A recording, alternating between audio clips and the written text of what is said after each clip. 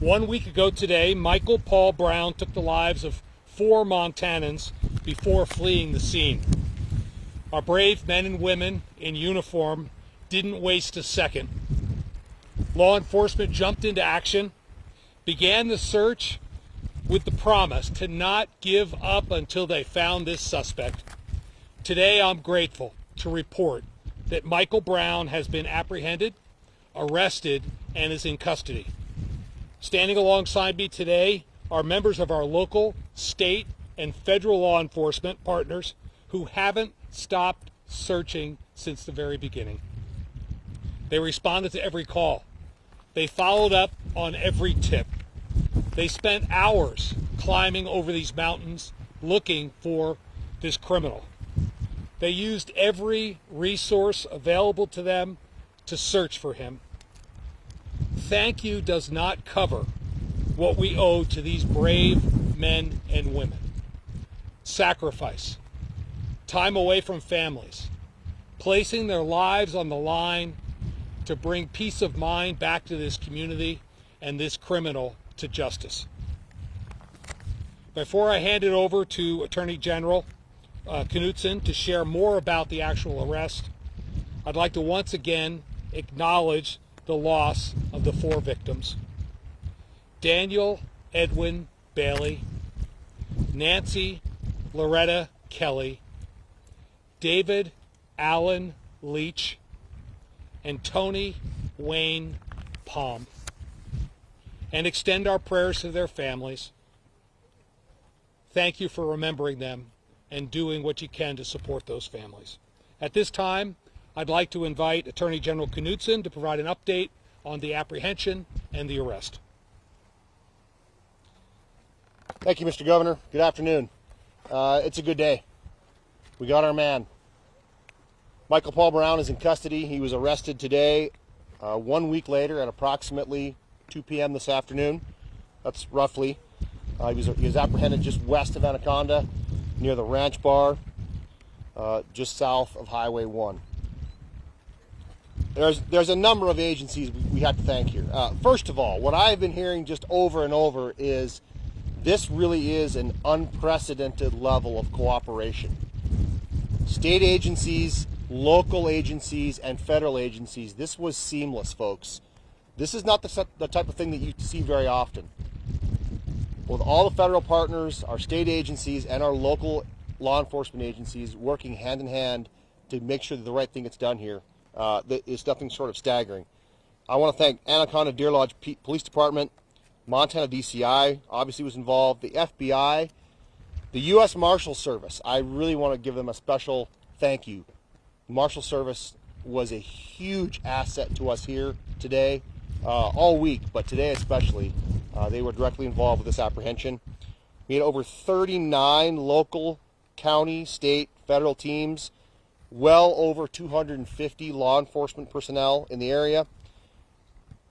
Specifically involved in the takedown today of Michael Paul Brown, the U.S. Marshals Service Fugitive Task Force, Montana DCI. I want to give a special shout out to the U.S. Marshals Specialized Team members, their SOG team and the RAM team, the Rapid Advance Manhunt team with the U.S. Marshal Service. Game changer for us. Big help. Also involved, the Montana Highway Patrol. I'm very proud of the Montana Patrol troopers who were involved in this. They've been here all week. Big help to us. The U.S. Forest Service has been a tremendous help to us, and we're involved today. Great Falls PD were involved in the takedown today, and the Laurel Police Department. So thank you to all of our members. Look, this was a hard push. Yesterday we had about 130 personnel up on that hill pushing that area. We think that was directly correlated to flushing him out today, getting him down into an area that we know we had searched before. It's not someplace he'd been hiding. He was flushed out. So also thanks to the public. We had some tips come in, verified where we were, and we were able to move really quickly and get our suspect apprehended. So it's a great day for Montana. It's a great day for Anaconda. I hope you folks sleep well. We're probably going to go celebrate a little bit here, but this is a great day. So thank you. Thank you, Attorney General. And now a few words from Anaconda Deer Lodge County Attorney Morgan Smith. Morgan? Thanks, Governor. I want to talk right to the people of Anaconda. And I'm going to try my best. When Chief Sather and I first spoke about the terrible crime that occurred at the Owl Bar on Friday morning, there were two things that we discussed. The first of those was, how do we keep Anaconda safe? And how do we collectively tell Anaconda that we're going to do that? Chief told me that the only press conference he wanted to be part of was the one where we got to come here and say, we got him.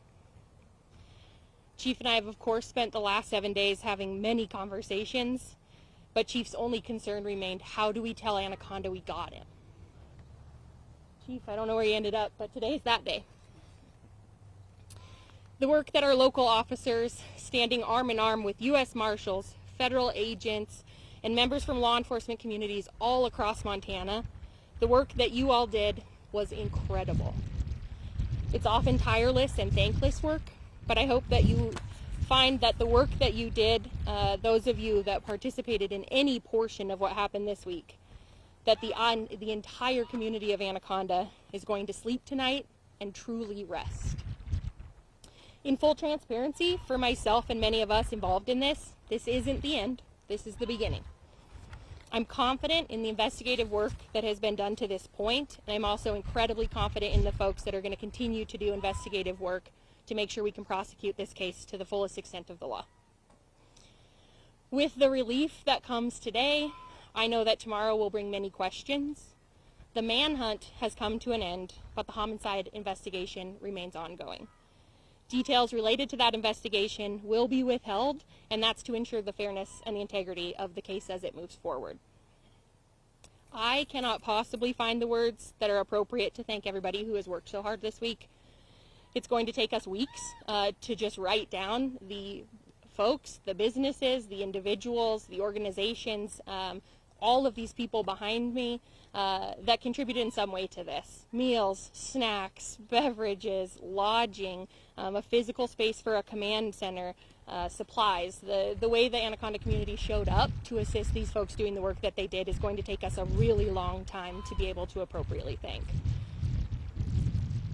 And I'd be remiss to stand up here and say that we are so sorry to the families of Daniel, David, Nancy, and Tony for all that you have had to endure, and know that we are going to do everything that we can to bring you the justice that your families deserve. Thanks.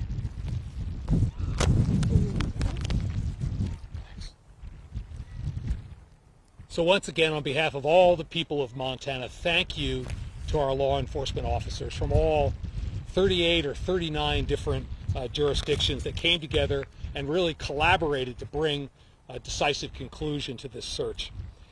And to the families of those that lost lives, may God bless you and keep you. At this time, we'll open up for questions. I would ask that you please raise your hand, state your name and outlet, and we'll do our best to answer. Over here. I'm Duncan Adams, Montana Standard. Was the suspect armed when he was apprehended, and did he resist? I'm going to defer details about the arrest to law enforcement, or Austin, do you want to take it? Yeah. We're going to be real careful about this, Duncan. I mean, was he technically armed? Yes, he was technically armed. I don't know how much further I want to go with that. I think that's as far as I'm going to go. Yeah, he had, there was a weapon on him. Yes. John Riley, Montana Television Network. My question is actually for the county attorney. When can we expect charges to potentially be filed, and his first appearance? Sure. So in terms of what that is going to look like and how publicly available that's going to be is developing, to be totally honest with you.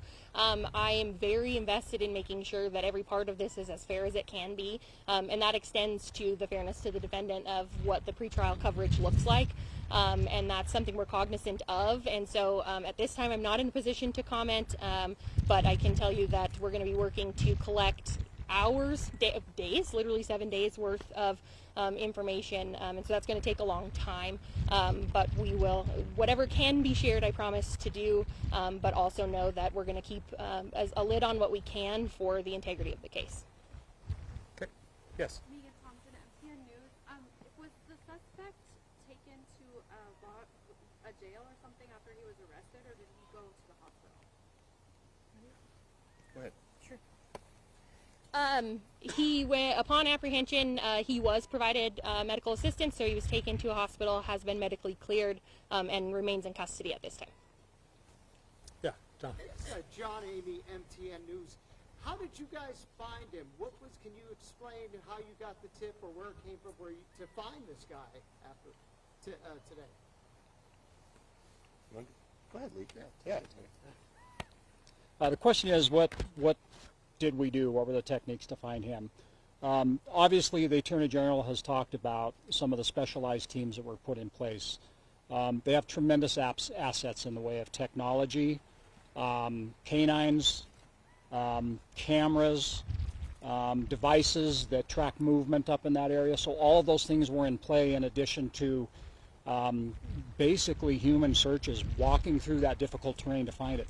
So as all of those things were organized, we were able to eventually close in on Mr. Brown and locate him today.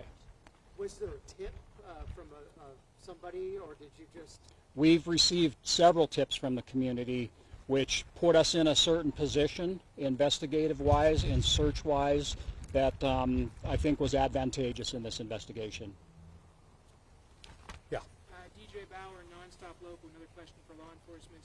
Obviously, he was out there for 7 days.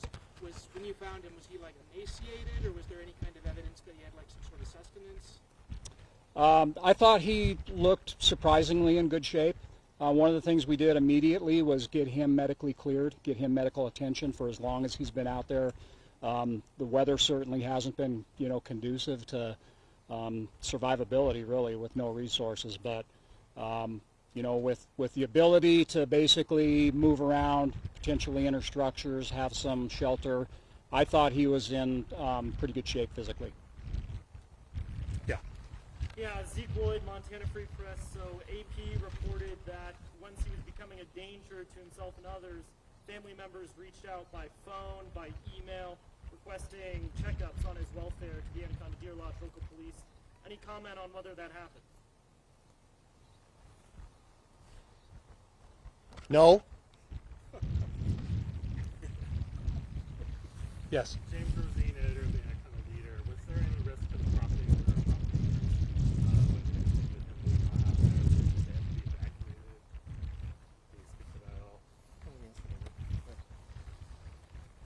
Well, that's a relative situation, right? So we had an armed individual who committed 4 homicides.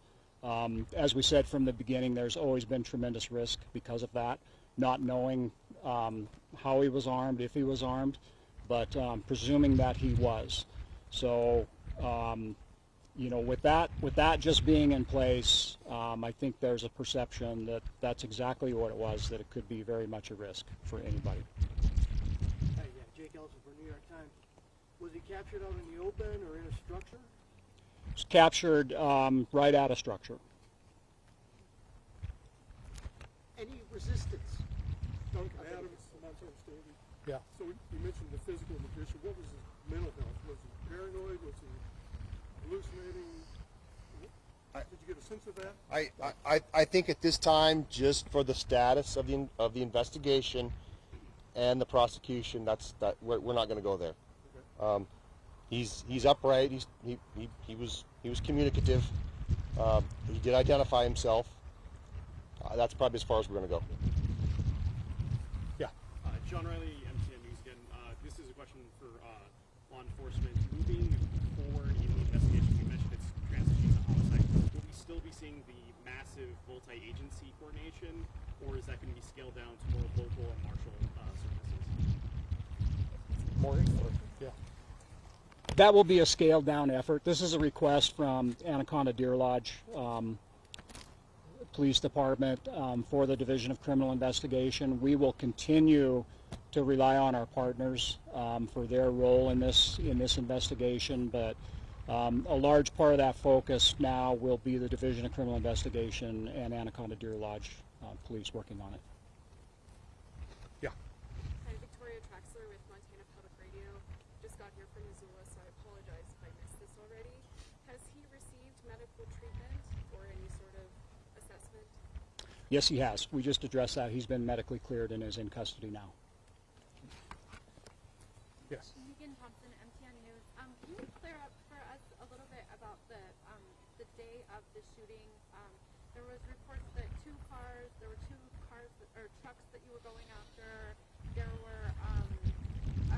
was a time it was reported that he shot the people at 10:30 in the morning, and then the chase started at 12. So what happened between an hour and a half that he was missing? Can somebody clear up that timeline for me? Again, we're going to keep this pretty generally. Yeah, there was a little time there. The suspect cleared the scene. We believe he went to his home briefly, went down the street and hid in another structure. And that's that gap in time that we're talking about there. That photo that we released of him in his underwear, that was coming out of that structure when he did finally exit. He ditched his clothes, some of his personal effects. He stole a vehicle. To that question, I mean, these things never go down like you see on TV, right? He was identified almost immediately when he got in that vehicle and took off. It was a stolen vehicle. He was identified almost immediately. The trick became an almost identical vehicle pulled into the highway in front of him. And so law enforcement wasn't sure which white F-150 he was in. One continued going west, and one went up Stumptown. We found him. We identified it fairly quickly, but that's how that went. Okay, we'll take two more. Yeah. Steve Lloyd again, Montana Free Press.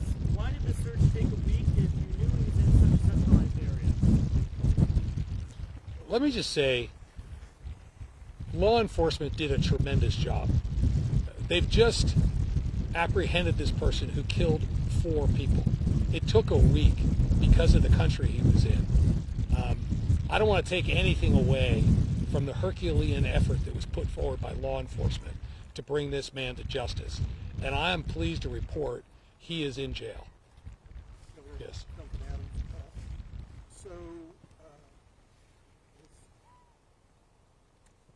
I lost my train of thought. So.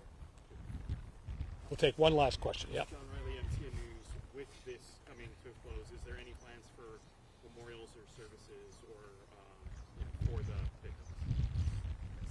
Yeah, Morgan. So I think, to be totally frank with you, I don't think anybody's been in a position to make plans. I think the community as a whole has been on edge. I can tell you that upon confirmation of apprehension today, my office was able to contact all the victims' families and provide them official notice that he was in custody. My understanding from that is that this is day one of all of those folks being able to move forward. I know there have been a lot of kind of online traction in terms of efforts to provide support to victim families. I've not seen anything that I'm at least in a position to say that I'm sure is concrete, but I am confident that the community of Anaconda is going to do everything they can to rally around those folks, and I think today's day one of being able to do that. And as just a quick follow-up, after the Indian fund set up, if people want to help support either the coverage of funeral costs or the families impacted? I've not seen anything official. I have seen some shared. I know that there are some bars across the state of Montana that are planning to do some crowdfunding of sorts. You'd have thought I learned with this wind on Tuesday, apologies. And that I know locally, the family of the Owl Bar has set up some fundraising. I've not heard of anything other than that at this point, but certainly if we get word of it and there's a way that we can push that out to you guys, I'd be happy to do that. I got my question back. Okay, this will be the last one. I think it was mentioned that there was this big flush yesterday. I know there was a lot of police out there, law enforcement. Then a terrible storm came up kind of around 1 o'clock. Is it believed that big effort is what pushed him out of there and led him to this trailer? I believe it certainly contributed to it. So the challenge is you don't know exactly where he's at, but we knew exactly where we needed to search. and I think it contributed to our success today. Well, we have a lot to celebrate, and just particularly with the Herculean effort that law enforcement put forward. This man has been apprehended. He's in custody. He'll be brought to justice, and Anaconda can sleep better tonight. Thank you for being out here today.